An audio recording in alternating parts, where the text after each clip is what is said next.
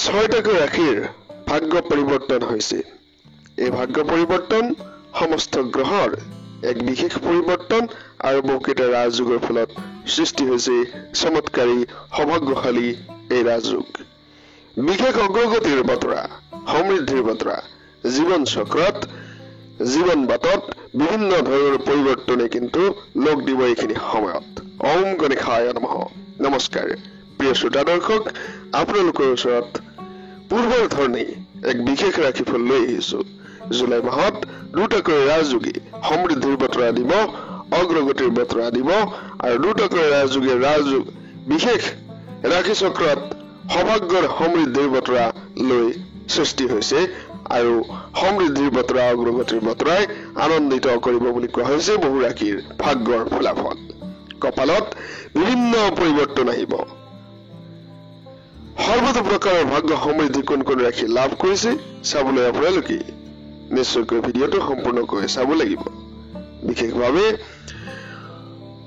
সুবিধা অনুযায়ী, সকলোৰে সুবিধা অনুযায়ী বিভিন্ন প্ৰকাৰে যি ধৰণৰ ৰাজযোগ প্ৰস্তুত হয়, যেতিয়া যেতিয়া ৰাজযোগ প্ৰস্তুত হয় সেই সময়তে আমি দিবলৈ চেষ্টা কৰো এই ৰাজযোগৰ বিভিন্ন খবৰসমূহ, ৰাশিফলসমূহ। এতিয়ালৈকে আমাৰ চেনেল যদি আপোনালোকে ছাবস্ক্ৰাইব কৰা নাই, ছাবস্ক্ৰাইব কৰি ল'ব। 15টাকৈ বছৰৰ অন্তত সৌভাগ্য সমৃদ্ধিৰ যুগ সৃষ্টি হৈছে আৰু এই সৌভাগ্য সমৃদ্ধিয়ে ভিন্ন প্ৰকাৰে প্ৰকাৰান্তৰে উন্নতি অগ্ৰগতি কিন্তু দিব পাৰে বহুকেইটা ৰাশিৰ ভাগ্যৰ ফলাফল। আৰু এই সৌভাগ্য সমৃদ্ধি জুলাই মাহত পৰিৱৰ্তন আনিব। জ্যোতিষশাস্ত্ৰৰ ফলাফলে কৈছে যে জুলাই মাহত এই দুটাকৈ ৰাজযোগী ছয়টাকৈ ৰাশিৰ ভাগ্যত চমৎকাৰ পৰিৱেশ লৈ আহিব, চমৎকাৰী পৰিৱেশ লৈ আহিব। গ্ৰহসকলৰ সমস্ত গ্ৰহ এটা এংগলত যেতিয়া আহে ৰাশিৰ পৰিৱৰ্তন বহু পৰিমাণে ৰাজযোগৰ ফলাফল দেখিবলৈ পোৱা যায়। লাভ অগ্ৰগতি, ধন, পাৰিবাৰিক সুখ সমৃদ্ধি, চাকৰি কৰ্মৰ সংস্থাপন, বিবাহ প্ৰেম পাৰিবাৰিক ইত্যাদি সৰ্বতো প্ৰকাৰৰ কথাখিনিতে প্ৰভাৱ পেলায় গ্ৰহৰ গতিবিধিয়ে। জুলাই মাহত যিহেতু দুটাকৈ ৰাজযোগ প্ৰস্তুত হৈছে, গতিকে জুলাই মাহত মংগল, শুক্ৰ, সূৰ্য প্ৰধানত গ্ৰহ গোচৰ হব। শনি, বুধ প্ৰতিগামী হব বুলি কোৱা হৈছে। জুলাই মাহত আৰম্ভণিতে শনি মীন ৰাশিত আৰু এই মাহত সূৰ্য কৰ্কট ৰাশিত, মংগল কন্যা ৰাশিত গোচৰ কৰিব। জুলাই আৰম্ভণিতেই মালব্য ৰাজযোগ প্ৰস্তুত হব আৰু সূৰ্য বুধৰ মিলনৰ ফলত বুধাদিত্য ৰাজযোগ, এই বুধাদিত্য ৰাজযোগে ছয়টাকৈ ৰাশিৰ উন্নতিৰ কাৰক হিচাপে বিবেচিত হব, পৰিগণিত হব। ভাগ্যশালী ৰাশিৰ তালিকাত 6টা সৌভাগ্যশালী ৰাশি নিৰ্বাচন কৰি উলিওৱা হৈছে। এইখিনিতে জনাব বিচাৰিছো, আপোনালোকৰ যদি জন্মকুষ্ঠি, জন্মকুণ্ডলী ইত্যাদি চাব বিচাৰে স্ক্ৰীণত দেখা নম্বৰত হোৱাটছএপত মেছেজ প্ৰেৰণ কৰিব।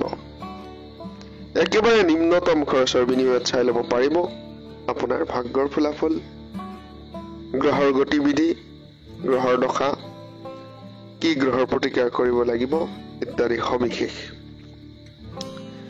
বৃষভ ৰাশিক প্ৰথম ভাগ্যশালী ৰাশিৰ তালিকাৰ অন্যতম বুলি কোৱা হৈছে। ভাগ্যশালী ৰাশিৰ তালিকাত বৃষভ ৰাশি সৰ্বপ্ৰথম। বৃষভ ৰাশি অৰ্থাৎ বৃষ ৰাশি বুলি কোৱা হয়। বৃষ ৰাশিৰ জাতক জাতিকাসকলে মনোযোগেৰে শুনিব।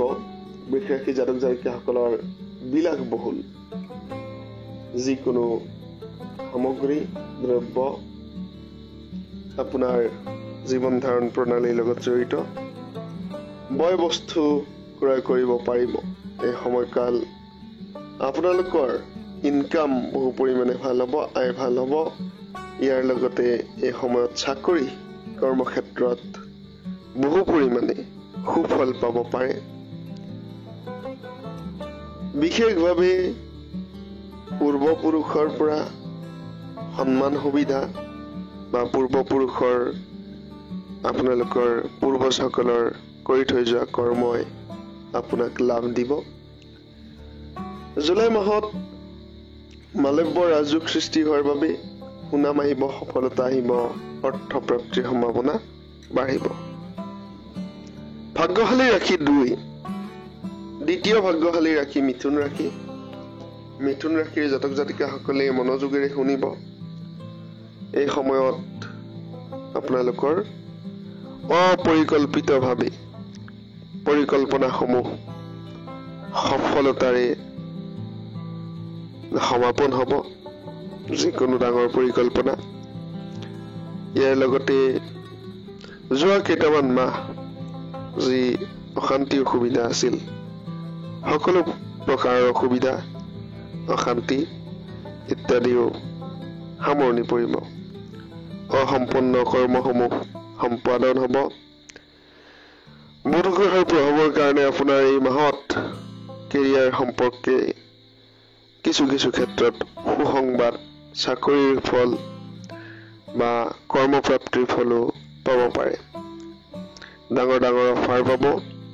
ডাঙৰ ব্যক্তিৰ সৈতে চিনাকি পৰিচয়, চিনাকি হ'ব পাৰে, যি পৰৱৰ্তী সময়ত জীৱন সমৃদ্ধিশালী কৰিবলৈ বহু পৰিমাণে কামত আহিব। কৰ্কট ৰাশিও এক ভাগ্যশালী ৰাশি। কৰ্কট ৰাশিৰ জাতক জাতিকাসকলৰ জুলাই মাহত অৰ্থনৈতিক সমস্যা সমাধান হ'ব। অৰ্থনৈতিক সমস্যাৰ পৰা মুক্তি পাব পাৰিব। ডাঙৰ প্ৰস্তাৱ আহিব পাৰে। ব্যৱসায় সম্বন্ধীয়, চাকৰি সম্বন্ধীয়, কৰ্ম সম্বন্ধীয়। মানসিক চাপৰ পৰা মুক্তি পাব আৰু এই সময়কালত যথেষ্ট বেগেৰে আগবাঢ়িব পাৰিব সমৃদ্ধিৰ ক্ষেত্ৰত। আন এক ভাগ্যশালী ৰাশি বৃশ্চিক ৰাশি। প্ৰচুৰ অৰ্থ উপাৰ্জন, অৰ্থনৈতিক লাভ, সুযোগ আহিব, পথ প্ৰশস্ত হ'ব।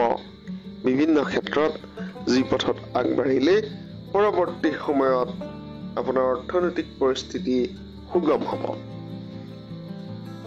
চাকৰি প্ৰাপ্তি, কৰ্মপ্ৰাপ্তিৰ সম্ভাৱনা নুই কৰিব নোৱাৰি।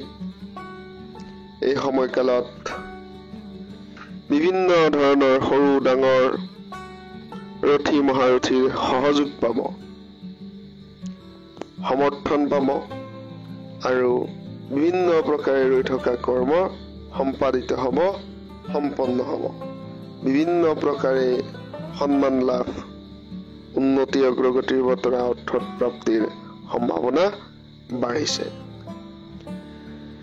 ধনুৰাশিও অন্য এক ভাগ্যশালী ৰাশি। ধনুৰাশিৰ জাতক জাতিকাসকলৰ সুবিধা বৃদ্ধি হ'ব, অৰ্থনৈতিক উন্নতি আহিব, কৰ্মৰ ক্ষেত্ৰত সুবিধা পাব, ডাঙৰ খবৰ আহিব পাৰে, কৰ্ম সংক্ৰান্তীয় সুখবৰো লাভ কৰিব পাৰে। ভাগ্যৰ ফলাফল তীৰ্থযাত্ৰাৰ বাবে ভাল, পাৰিবাৰিক সুখ শান্তি সম্প্ৰীতিৰ লগতে সন্মান বৃদ্ধি, ৰাজনৈতিক ক্ষেত্ৰত উন্নতিৰ বতৰা আহিব পাৰে। মকৰ ৰাশি হৈছে অন্য এক ভাগ্যশালী ৰাশি। মকৰ ৰাশিৰ জাতক জাতিকাসকলৰ কৰ্মদক্ষতা, নিজৰ কৰ্মৰ ফলাফল লাভ, অৰ্থ প্ৰাপ্তি আৰু কৰ্মপ্ৰাপ্তিৰ যোগে মন আনন্দিত কৰিব। পৰিয়ালত সুখ শান্তি সম্প্ৰীতিৰ পৰিৱেশে মন আনন্দিত কৰি ৰাখিব। সম্প্ৰীতিৰ বতৰা ভাতৃসদৃশ ব্যক্তিসকলৰ পৰা, আপোনাৰ সহকৰ্মীৰ পৰা, আপোনাৰ লগ বন্ধু বান্ধৱ, ইষ্ট মিত্ৰ বন্ধু বান্ধৱৰ পৰাও সমৰ্থন পাব। এই সুসময় নিশ্চয়কৈ ভালদৰে সকলোৰে শুভ হওক, মংগলময় হওক। সকলোৰে বাবে আমি নিশ্চয়কৈ প্ৰাৰ্থনা জনাইছো মা ভগৱতী মা কামাখ্যাৰ শ্ৰীচৰণত অজস্ৰ প্ৰণিপাত, যাতে সকলোৰে মনে বিচৰা আশা আকাংক্ষাসমূহ পূৰ্ণ হয়, পূৰ্ণতা লাভ কৰি বিভিন্ন ধৰণৰ সপোন বাস্তৱায়িত হয়। সকলোৱে কমেণ্টত লিখিব জয় মা কামাখ্যা।